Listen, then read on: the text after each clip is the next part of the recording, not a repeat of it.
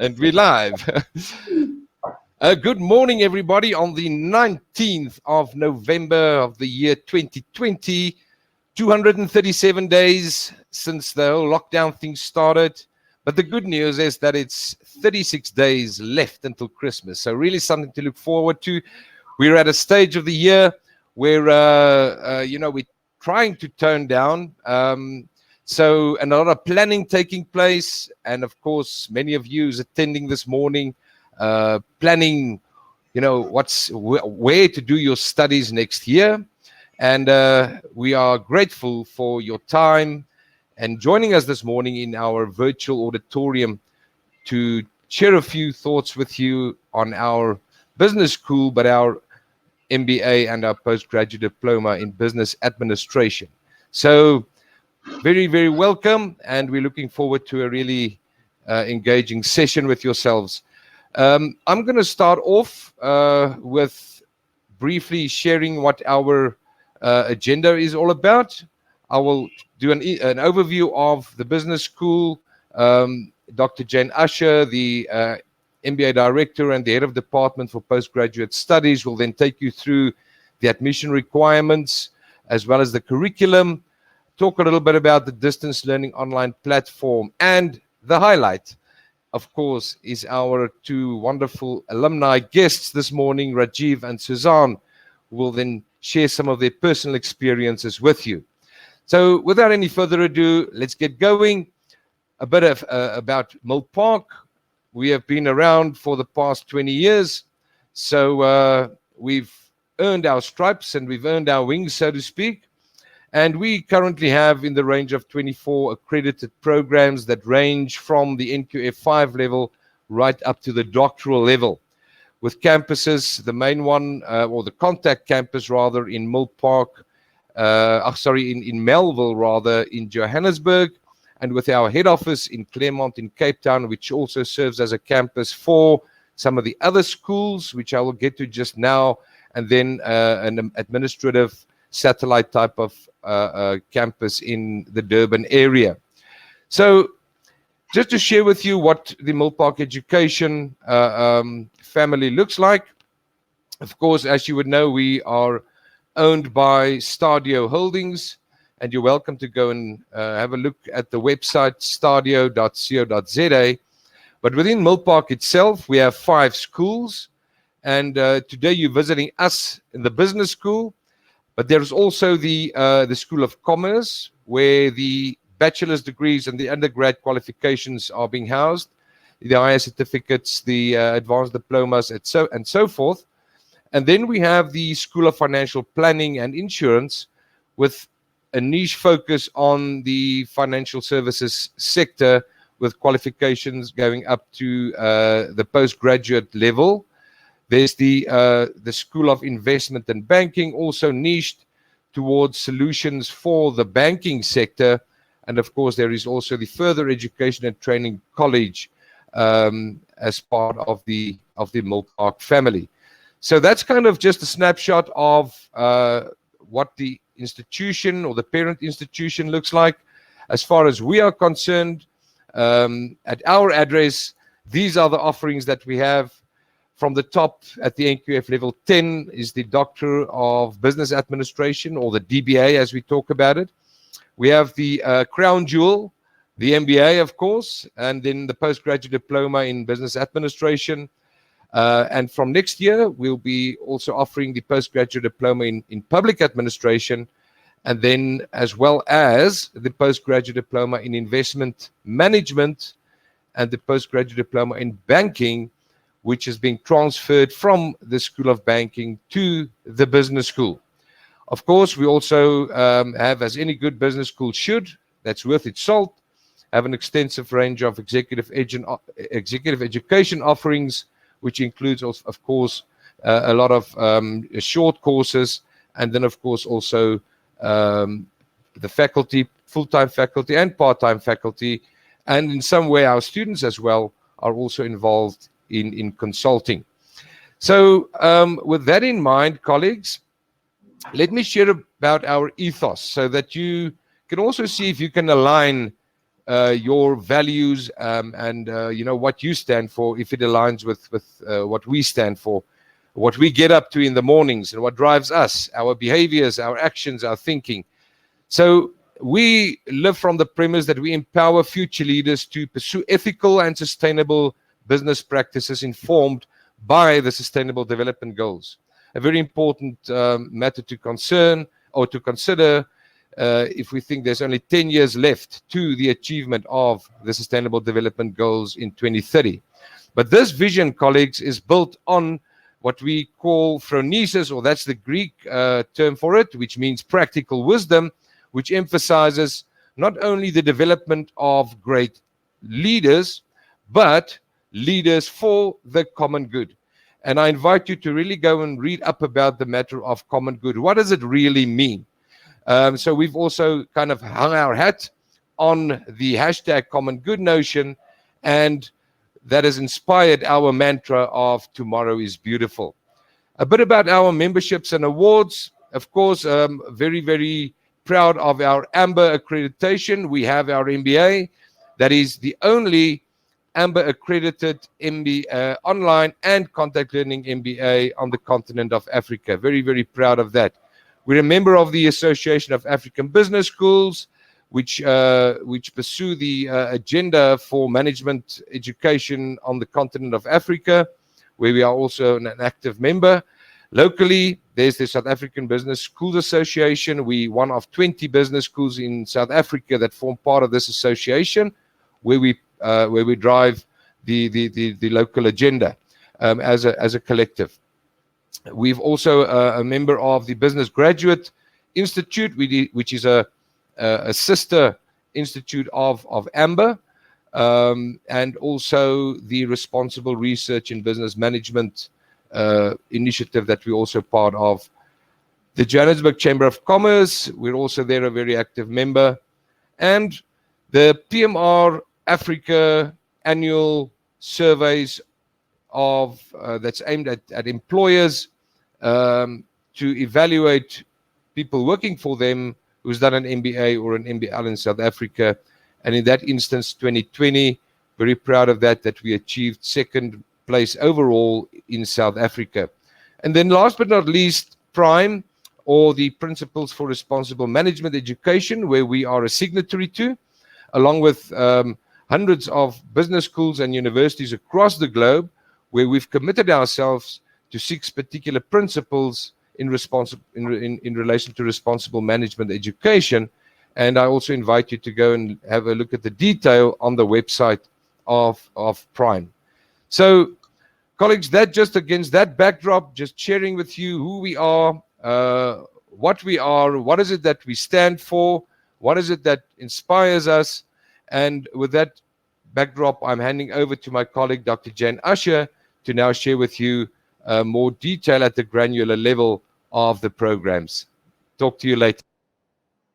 Thank you, Curvis, and welcome to everybody. Thank you so much for being with us today and giving up your time to hear what we have on offer, and perhaps ask some questions. And one of the most valuable parts of these is really to see what our alumni have to say about the experience that they've had and the value that the studying has given to them. So what I'm going to be doing today is getting down to the nitty-gritty in terms of what are the admission requirements, what do you need to have to be granted entrance to both the postgraduate diploma in business administration, the PGDBA, the acronym for that. And we're good with acronyms. We do tend to use them a bit much, so bear with me if I do use it a bit much. And then the Masters in Business Administration, which is our MBA. And there are a few areas that are common to both in terms of admission requirements and the foundations and the standard aspects that you really need to be able to be successful within the qualifications. And the main one of the things is reliable broadband internet access, computer literacy and internet literacy, because you will be researching online, you need to have access. And I'm sure that you've realized, especially within this year that we've had, that we do need access to technology and to be able to use it to the best of our ability. So that is a given. It needs to be there. And so that's for both qualifications. Then there are also other aspects that are similar. You need to have for the postgrad a recognized bachelor's degree or equivalent. So if you've got a BBA or a BCom and it exits at an NQF level 7, you're good to go for the PGDBA. It's offered in English, so you need to be proficient in English. You will be doing presentations in English, writing your assessments in English. So you need to be able to converse, present, and write in English. And then we do have an assessment test that runs across for both the MBA and the PGDBA. And this is to give you an idea and us an idea of where your strong points are and where you may need to work a bit more. So this is not a pass or a fail test as so, even though it's called, an assessment. But if you do it for your PGDBA, you then don't need to redo it if and when you want to do your MBA. So once you've got that rating for your PGDBA, it's great and you're in there. The differences now for the MBA, and there are a few more differences here, is you need to have a recognized honors degree or postgraduate degree, and that needs to exit at NQF level 8. If you do the postgrad with us, you would definitely then be able to apply and move over to the MBA, and you do get 4 exemptions already from the MBA as to subjects you've already completed on your postgrad. So that's quite good, because then you've saved a bit of time and you've saved some money and you've got 2 solid qualifications. If you decide you've already got your postgrad from wherever it may be, perhaps not us, and you're going straight into your MBA, you then need to do the assessment test. You need to be older, or 25 years or older. And it may sound, oh, why do I need that? We need you to have a minimum of 4 years relevant work experience, 3 to 4 years, because that's where a lot of the learning takes place, when you talking to your classmates and you're giving ideas of what's happening in your business. All of your modules that you do, the assessments are based in practice. So it's not theoretical. While theory is important, you need to be able to apply that theory back in the workplace immediately and to see how it works and give feedback on that and show that you are able to apply that practically, because otherwise an MBA or a postgrad is not going to be that valuable. We need a copy of your CV, and there is a Milpark template that is available online that we need you to complete and to submit to us. The reason we've done a standard template is one of the areas where we report to Amber, and that will be coming up next year, is they look at the CVs of our MBA candidates. So we need that from you as well.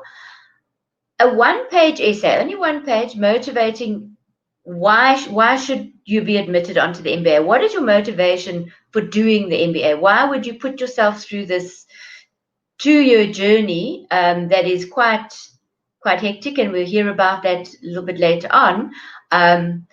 Why do you want to do it? What is your ultimate goal? So we can also keep that in mind as to what do you want to achieve from that. And another step in the whole admission process is to be interviewed or have a chat.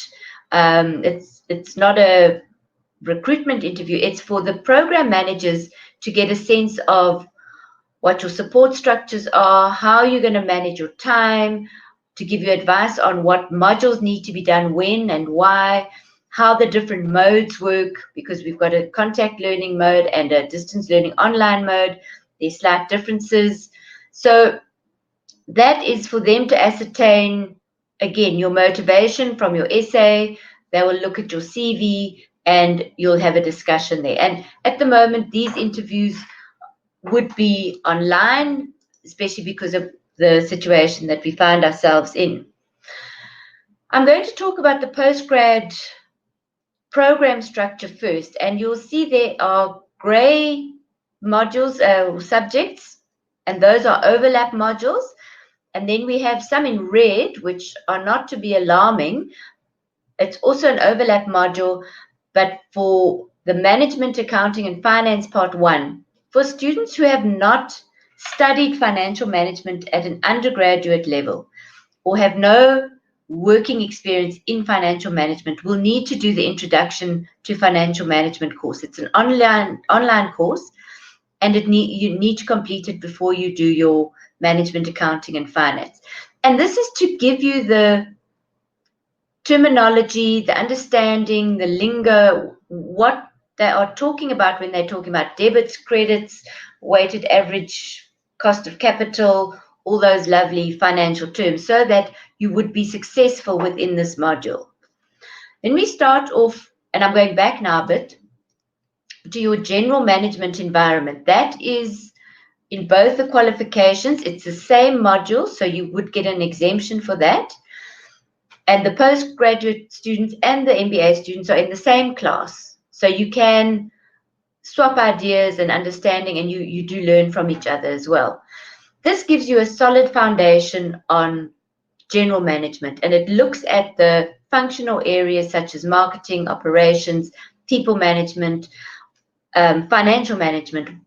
What happens in a business to make it work? What do you need to take into account? Then we have business ethics and corporate governance, also on both modules. I'm sure you're aware of how important business ethics is, ethics in personal and professional lives. Corporate governance is also a very important part of this.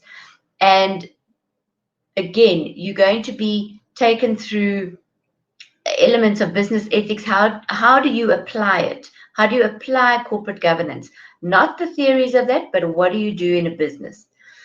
We also have a very important module, and they're all important, and they have slightly different reasons. So social responsibility and environmental management.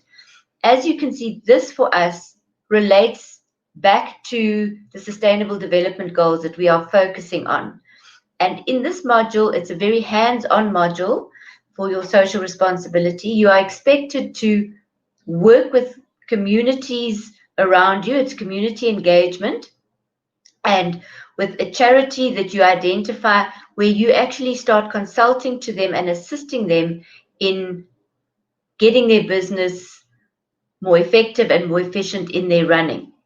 And what we have found since we've had this module is it's quite an emotional module, because it pulls on your heartstrings, because you are dealing with people who are often definitely not as advantaged as we all are. And you are in the communities. It's hands-on, and you need to use, as Kobus will tell you later, your heart, hands, and your head in this module. And environmental management, again, is also very important. I think we've seen it come to the fore this year, where, excuse me, our environment is important. I think it's quite a important part at the moment of what do we do to ensure that we are sustainable, and how does this relate to the Sustainable Development Goals. So that's what you'll be doing there. I'm going to focus back on only the postgrad. We've discussed your management, accounting, and finance, which is the first part of your financial modules.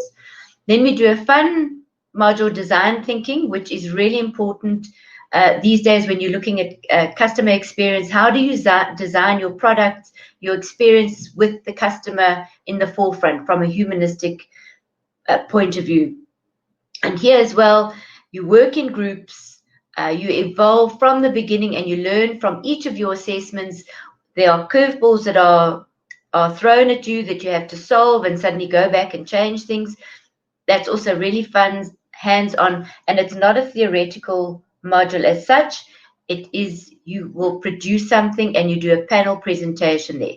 So you can see we're starting to ensure that you are presenting Okay, because that's what you do in business. You need to present certain things to your line managers, to Exco, however, or whoever it may be, as you move within business.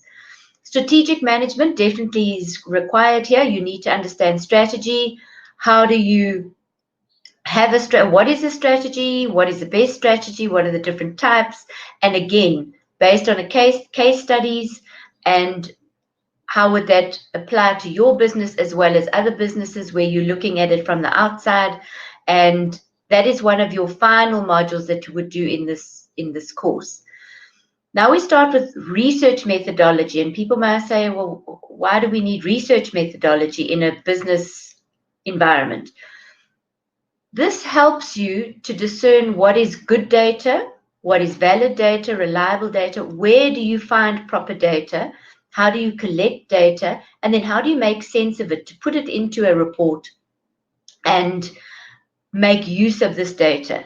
And by being able to use these skills that we give you while you are doing literature reviews, you're using secondary data, it helps you with all your other assignments throughout your learning journey, because you then know where the data sources are and what is reliable. So would Facebook be reliable information? Perhaps not. You need to look at that. Would Twitter be? Perhaps not. So you then start understanding how to ascertain what is good data and what is perhaps fake news. Then you've completed your postgrad, yay, and you have your ceremony, and hopefully you get to walk across the stage and get capped. And those of you who then want to move on to your MBA, carry on.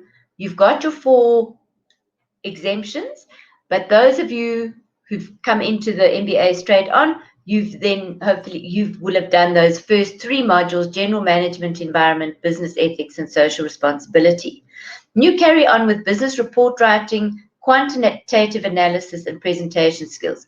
Again, there you can see there's a big emphasis on how do you write in a report businessman way as well as an academic way. How do you reference? Why is referencing important? And it's incredibly important these days that you take into account plagiarism, similarity, and that you produce your own work. So that's where we carry on teaching you these skills. Quantitative analysis is your stats, and it gives you an introduction to what you may need if you're going to use a quantitative method for your dissertation later on. Also a very important skill in business to understand how our statisticians work and what they're actually talking about. Presentation skills, again, you need to hone your presentation skills. Who is your audience? How do you present?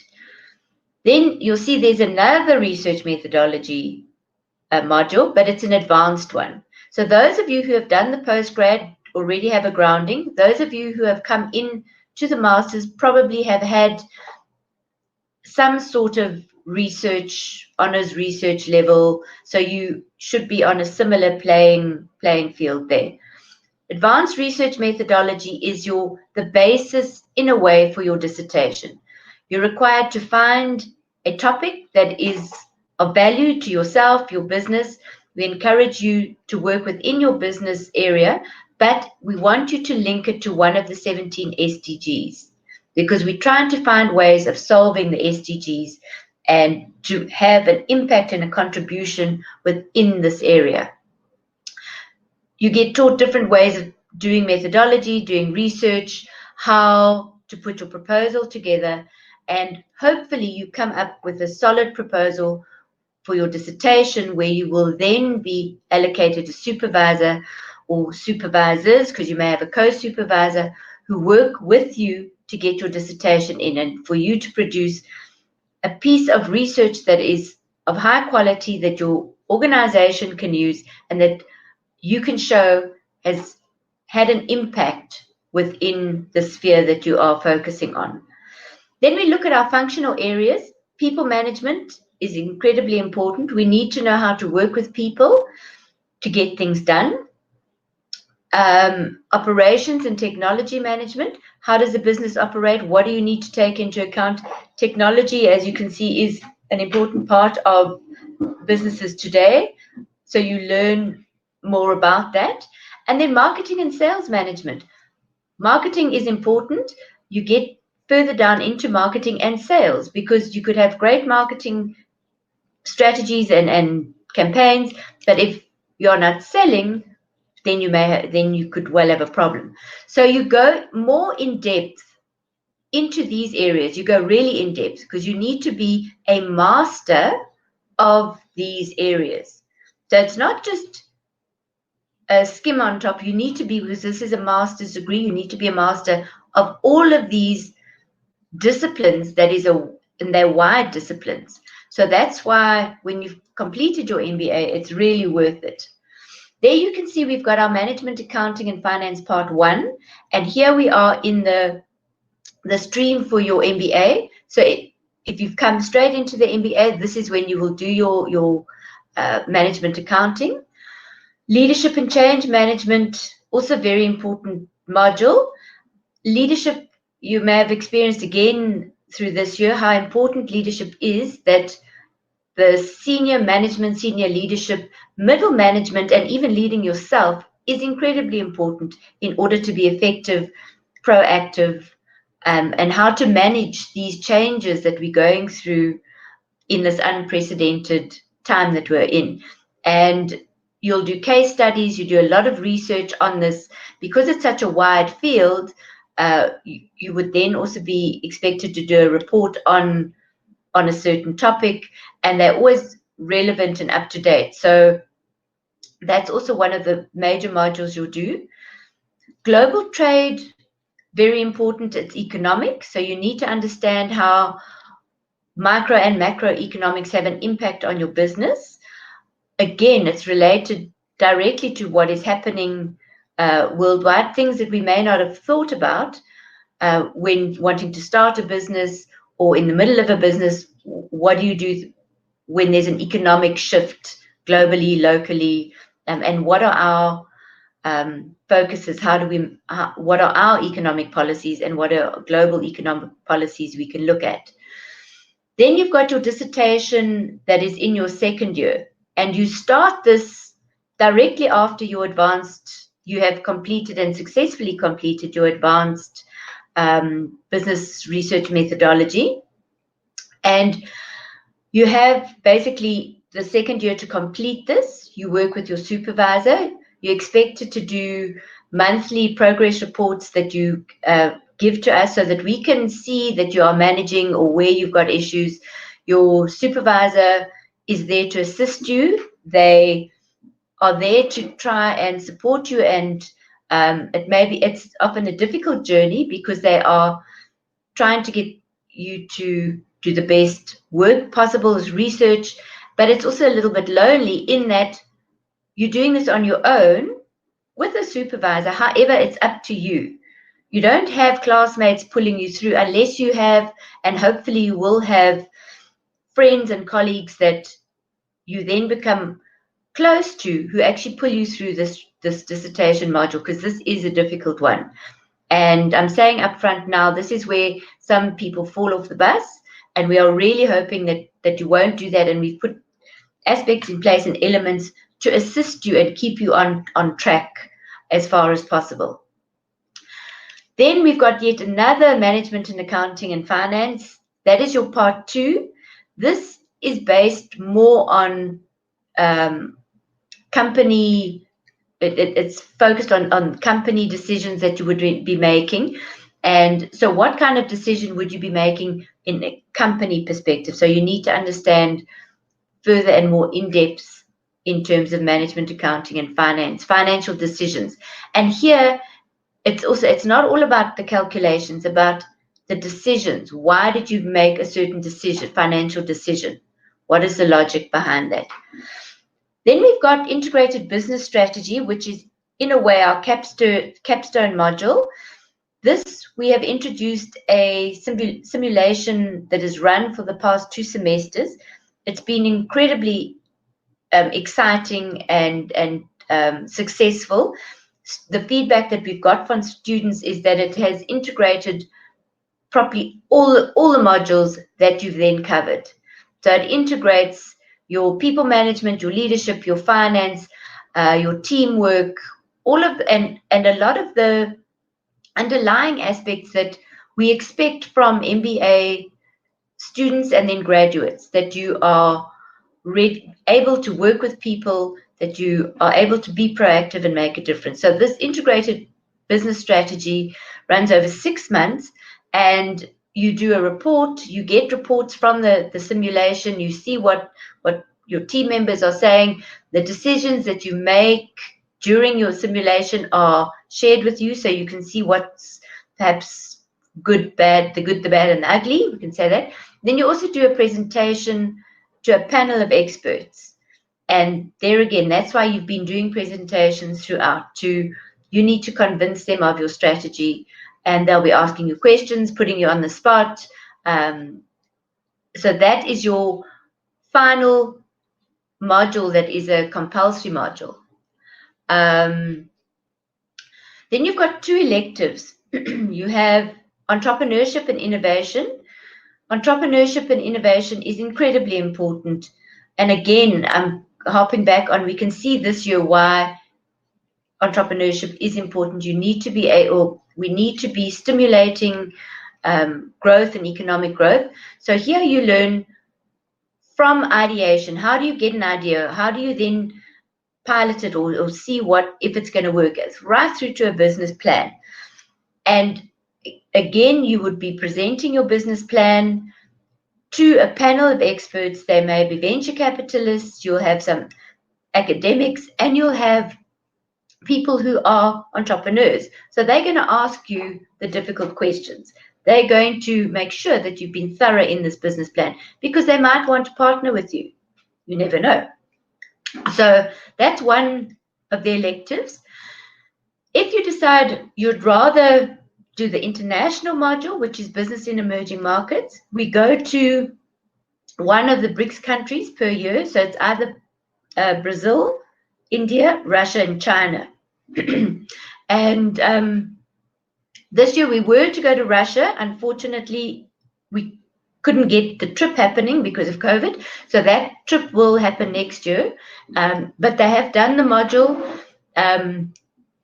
And what is so good about this module is that you go to the country and it's an immersive experience. You do have master classes and lectures at a university. However, we organize time with entrepreneurs for you to ask the questions. You have to set up your own appointments with people within a specific industry that you are wanting to perhaps start a business in that country to see whether it's viable.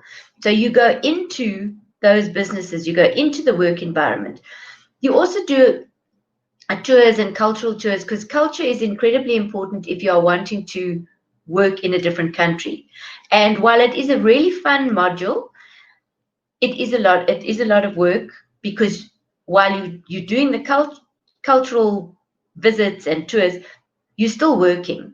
So you've got work to do for your workshops. You have to prepare, and then you come back and you do a management report that you can present to your company, because they might want to send you on a fact-finding mission to say, maybe we should go to India, China, Brazil, wherever we are looking at. So that's a really exciting module to do as well. And that's the program structure. Once you've done all of that, you can then again walk across the stage, hopefully, and you've graduated with your MBA. And it's a really worthwhile, and we'll hear later on from our alumni the experiences of that and the value in it. We're talking about our distance learning online platform a bit more because of where we are. We are very proud of the fact that it is an accredited MBA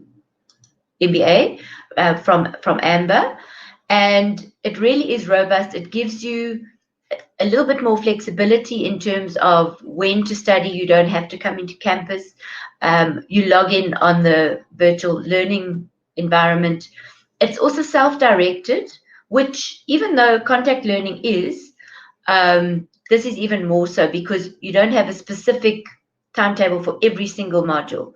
But you do have live sessions that are timetabled that you are expected to be at, to have prepared for, because that's where a lot of dialogue and learning takes place from the facilitator who's live, as well as your fellow classmates. We have a lecturer support ratio of 1 to 25. So it's a nice size class that you would be in. You don't want 75 people that you then never get to actually interact with. And you'll have your study plan and your timetable where you know what assessments are due when and when your live sessions are, because that's the important one. And again, the compulsory online forum engagements and the live sessions are one of our AMBER criteria. So we are quite diligent in checking that you have been there. If you haven't been there, you need to tell your program manager, and then we work around that. But it's a good and a flexible way of studying. So before we get to choices, I'm going to ask Suzanne and Rajiv to pop up and to chat to us so that I can pose a few really difficult questions on their experience. We'll leave the pointers for now. So just let me start with Suzanne because it's ladies first. Okay. Tell us about how you structured what you put in place. How did you manage yourself and your time and your work and your family and friends and all of those extra commitments that you suddenly forget about when and that they always pop up at the wrong times when you try. So if you can let us give some advice on that, what you did. Yeah, so I am probably in one of the non-traditional jobs for someone who does an MBA. I'm a retail buyer. So when I started my MBA, I was a fashion buyer. And there are very few people who sort of follow the MBA route who are sort of in that creative industry. So one of my biggest challenges was actually setting up with my work a routine where they would allow me to do all my MBA requirements, because often your MBA deadlines, whether it's online tests or group projects or your live sessions, those deadlines can conflict with your work deadlines. And if you're not in a job where MBAs are sort of the normal port of call or something that people do, they don't always understand that you need that extra time to be able to do that. So balancing those two was probably my biggest struggle, but completely doable. What I used to do is as soon as the course started, I would work through the sort of the guidebook and plot timelines for myself in an electronic diary. I put all my online tests in my electronic diary, all my live sessions in my electronic diary, because once you get up and running with 3 or 4 courses a month, plus you're working, plus, as you said, you've got family and friends and normal life, it's so easy to miss that little session at 5 o'clock in the afternoon, or think you're going to get to the online test, because usually I think we have 3 days to do an online test in, and it sort of falls over the weekend. So you've had a long week of work, you're tired, you say, I won't do it Friday, I'll do it Saturday. And then Saturday you get up and running with other things and think I'll do it Sunday. And then Sunday afternoon comes, you realize you haven't done it, and you quickly squeeze it in. And I mean, with the way this works, the most important thing for me was just to be very self-disciplined. And it almost took a couple of modules to realize what I was doing wrong, because I am a very structured and self-disciplined person in general. And I think that's why I was willing to do the distance learning, because it was also the only way that I could do the course, because I had to work full time for financial reasons, but I really wanted to do my MBA. So that's why distance learning and Milpark worked out really well for me. But I did stumble a bit in the beginning, finding that balance. But yeah, for me, it was about plotting it out, writing it down, putting it in my calendar. I put it in my family's calendar as well. Said, guys, I know this weekend we said we want to go here, but as you guys know, I've got an online test, so just be aware. And yeah, it was just important about informing everyone, looping everyone in, and just staying on top of it constantly. I think as soon as you get behind, that's when you start getting into trouble. You have to every week, maintain the discipline no matter how tired you are. People always ask me, like, how was it doing an MBA and how was it doing it with distance learning and how did you balance it all? And I always say it's less scary than people say it is. I think oftentimes people call it the divorce course, or you won't have a life. You can. It's just about making sure you tick all the boxes. As long as you stay up to date and you do little chunks at a time, you'll be fine. Great. I like that. Time makes a difference. Richie, how did you manage? So for me, it was a little bit of a different journey because I had done my undergrad quite a while back. And there was a period of time where I was working and I realized that, what is next? What do I do next? And one of the things I must stress to everyone is that make sure you have the why. Why are you doing the MBA? Because often people say, oh, I want to do it just because of the paper. It's much more than just that. So for me, I had to answer that question first. I think once I answered that question, it is, okay, fine, let me do the research. And fortunately, my dad did the MBA through Milpark as well. And my sister just finished hers as well. So it was like, okay, now it's really time for me to get going with that. So I started off actually doing the PGDBA, which I'm very grateful for, because that almost sets the standard for me in terms of how to structure myself to be ready for the coursework, how to time manage myself in terms of assignment deadlines, the online tests and all that. So early on, I was able to create a study structure for myself, a timetable where I was able to slot in, okay, you know what, this time I've got for this. And what was helpful is that because my dad and my sister had done it already, I had a lot of support there as well. Also, what is very important, and I must stress this to future students as well, is that you have your classmates there with you. Make friends, get into, because you're all in this journey together, guys. And that's what I found was also a big value add, is that sometimes you're in class and you're engaging with that. You're not only learning from the lecturer, but you're learning from your fellow colleagues as well. And I found that the biggest value. I used to enjoy. Yes, I was tired from work and I had to still come to class in the evening, but I was always excited to come to class.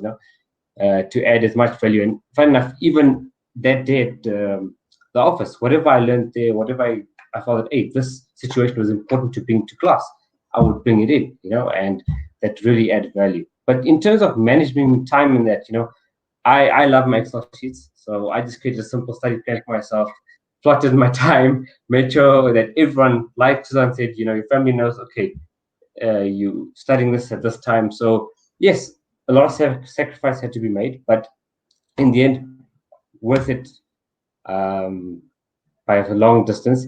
And also in terms of like the research, what helped me a lot was that because you do so much research and you're learning how to do research the right way, especially now that I'm in the entrepreneurial space, getting the right data for marketing purposes, for business idea purposes, for just justifying a simple point to a colleague or to a client makes a world of difference. And I mean, just the reading alone, your reading skills will improve drastically, trust me. So that helped me quite a bit. And also, a lot of the lecturers give you a lot of tips. Like, for example, I would listen to the Money Show on 702 because of global trade. I would listen to all these business podcasts. So it got me into that kind of groove now where I'm always on the tips of, okay, what's happening in the world right now, which is so beneficial to me as an individual, to my business, to my society, to my country, just to understand what is really going on. And that's what the MBA really taught me. Yeah. So, and did you find that you applied what you learned back at work as well quite quickly? Yes, absolutely. Especially with like operations management. I'm going to name them as much as they are because I remember them quite clearly. It's operations, it was people management. My word was probably the most important one for me because initially I found it a challenge, to work with different kinds of people because everyone has their own personality. Everyone deals with stress differently. Everyone's in happy mood differently. But how do you deal with people in those different situations? I think that's where people management really added value to me as an individual in the workspace. And then, of course, the marketing module, the finance module, because when I was working for a very small organization. So they throw you in the deep end for almost anything. So one day you walk in and say, Okay, today you're going to do a marketing plan for us. Oh, okay. Then tomorrow, oh, today you're going to do the budget for us. Okay. Then tomorrow, oh, you're going to do the operations. Like, so because I was in a very small entrepreneurial business, I was thrown in the deep end of things that I wasn't aware of or didn't have any prior knowledge. And because of the MBA, thank goodness for that, because that knowledge I could apply directly into my work. Yeah, oh, that's good. And Suzanne, in terms of your industry, I mean, it's quite a difficult, quite a difficult and competitive industry that you're in. How did you manage to? I mean, this is quite management-y, structured decisions and things. How did you manage to integrate what you were learning to your work environment? So I think for me, the biggest takeout from the whole MBA was the strategic eye that you put on all the different elements, whether it's a people management subject or a financial subject. It's that deeper insight, and that I've been able to apply to all aspects of my job. Really, I think in retail, one of those industries where you're always looking forward, and strategy is a massive part of our day-to-day operations. So so I pull from all the different elements. Also being in a creative environment, having this business acumen and the knowledge behind that, and understanding figures and what it means, what the implications are, has changed the way I do my job completely. Yeah, so it's been very beneficial. Oh, that's good. That's good to hear, I must say, because we often find with students that they're nervous of unless they've had a financial background, they're nervous of the numbers. Do you think they should be? Do you think what tips can you give them in terms of managing those two management and accounting modules that they need to do? I think those are probably the subjects that are the most important to keep up to date with. Also, there's that very useful tutor platform I found, reaching out to other students, just doing all the exercises in the books. For me, I did a BCom and a fashion design degree, and then I did my PGDBA through Milpark. So luckily I had that the BCom base. So, sense of figures, but it's not my natural strong suit. But I think the courses are broken down in a way where if you just keep up and you do every little bit, don't skip parts, so really go through the textbook, do extra exercises.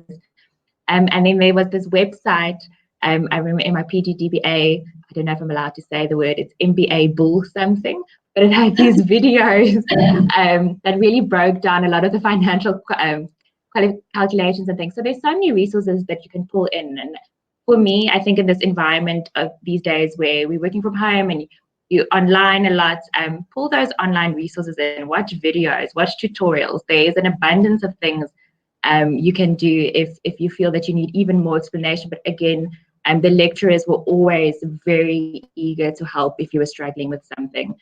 So yeah, it was just little chunks and keeping at it. That's good. Rajiv, any ideas from your side on those interesting modules? Sure. I think, sorry, Jane, say again? Or were those ones easy for you and you had, I know you said people management. No. Look, I mean, I completely agree with what Suzanne said in terms of just keeping up to date. For me, the biggest thing, especially with management accounting part 1, was I learned very, very early on to keep up to date, because at the end of each lecture, they'll give you a section to go through and some problems to solve. As long as you do that and you understand what you've done, then in the next session, you can always ask the lecturer or your fellow colleagues, guys, I was struggling on this aspect, or, I found this one a bit challenging, was on the right track. And you just got to do the basics. And, one thing that I always kept to is just show up, whether it's to a class, just show up and do the basics, do your reading. And it's not like you have to spend 8 hours a day or 5 hours a day. It's that 1 or 2 hours a day consistently over a long period of time, as Suzanne mentioned, which makes the big difference in the end. And for me, that's what made the difference for the finance points. And guys, they're not that challenging as long as you stick to doing the exercises. And just even in class, don't be afraid to ask any question. So because there's no question, there's no silly question. Just ask. That's a good philosophy. And we do a lot of syndicate work and group work, and that's always fun and challenging. Rajiv, tell me how you managed with that. Sure. So I remember my first syndicate group being in social responsibility, and one thing there as well is learning people dynamics, because on one hand you've got the group assignment to deal with, on the other hand you've got the group dynamic to deal with. So it's very important to have that, what they say, the EQ, the emotional intelligence, and the ability to communicate with others when things are going right and when things are not going right, and making sure that as a group you are all aligned to the same goal. And I think that for me was very beneficial. I was fortunate that in all my syndicate groups, I got very good colleagues that helped me. We all could sort of feed off each other's energy and feed off each other's advantages and complement each other. So for me, I was very fortunate that I had good syndicate groups throughout every single subject that required them. Yeah. And Suzanne, being a distance learner, how was that for you? Because it probably was one of the more challenging aspects. I think because you're in groups with other people who are also distance learners. So most of us work full-time during the day or are in more remote areas, so not in the big cities, not in one area where you can have a quick chat after class or meet up over a coffee and have the conversation. So for us, with every group, it really was, as mentioned, it was about setting a specific goal, setting timelines, and just trying to maintain communication within the team. I had one group project in one of my subjects where it worked extremely well and we were a well-oiled machine, and another which was an absolute disaster. And I remember feeling so panicked when we had to go in to do our presentation because we just knew it wasn't up to scratch, but we just couldn't get the alignment going between the five of us. So sometimes you have it good and sometimes you have it bad. Just have to manage with what you get. But again, if you are struggling within a group, you just pull your lecturers and advisors in, and that they can help you rectify the situation. Yeah, no, that is, and we do encourage people to start communicating with each other early, because there can often be, just before you trying to get that assignment in, then there's a blow up and it's tears and but I think that's also one of the things that we try and that's part of what you learn, because you're doing that on a daily basis. So hopefully that helped you in your work scenarios. Absolutely, because it's exactly as you said. I mean, life isn't perfect ever, and not all people work in the same way. So as important as the learning was from the actual subjects and what we learned from them and what we presented, it was just as important to learn how to deal with different people in different situations with people. So beneficial, even though sometimes it was really tough. Rajiv, any other thoughts on that? I think, just going back to remembering how the whole journey was. I remember the last presentation we did was for entrepreneurship and innovation. And because in my second year of the MBA, I had now left my job to do full-time entrepreneurship. So yes, I did have the time with me, but still managing everyone in the team. But again, luckily everyone was supportive and helpful. And I remember being so nervous up to that presentation date, because just on an actual business, my actual business, it wasn't like we had to choose like a fictitious business or a new idea from scratch, And I'm actually glad to say that we are actually implementing that business plan today. Yay! That's a very, very cool thing. Definitely. Good outcome reached. That's fabulous. Thank you. We really appreciate your time and for being part of this, and hopefully we can keep you close and involved, and we really do appreciate the advice that you've given to everybody, and just your insights make a huge difference for anyone wanting to study, especially on a postgraduate level. So thank you both so much. Have a fabulous day, and I'm going to hand over to Kobus now to tell us about some choices that we we, may. we are faced with every day. Thank you, Jane. And Rajiv and Suzanne, thank you so much. It's always fascinating to get that first hand experience, what people, their lived experiences to storytelling. There's so much power in storytelling. I don't think we use it frequently enough. So fantastic. Thank you so much. And I believe that our attendees have got some key takeaways from there. But now, perhaps just to conclude on today's activities, I want to leave you with a few thoughts for those who's at a point where they need to now make a decision on who to make their learning partner for the next season in their lives. We feel very proud about our AMBER accreditation and being the only business school on the continent that have both the contact learning MBA and the online MBA accredited with AMBER. So that is really something important to consider. Then, of course, as I said earlier on, our 22 PMR ranking being second overall in South Africa is also something that demonstrates that our graduates are making a difference in the workplace. So I always say to students when they start off at induction that ultimately, in the final analysis, the marketplace will be the judge, because that's where one now practice what you've been exposed to, and how one have grown, how one has grown in the course of the program. We argue that our curriculum and our syllabi are contemporary and it's relevant and it applies to the times that we find ourselves in. And internally, the team is constantly evaluating the world around us. And I frequently engage with peers from other schools locally and internationally. On top of the agenda at the moment is this, what is called this new normal that everybody's talking about. Because management and leadership theories are being challenged to the core, and we are also seriously reviewing and ensuring that we stay up to date and relevant. Our facilitators come from the trenches. They are from industry. Very important to draw that into the classroom as well, to stimulate the discussion. So it's not just purist academics. Even our team, Jane, myself, and the rest of the team, we've also had our stint in industry. So we believe that's an important part of the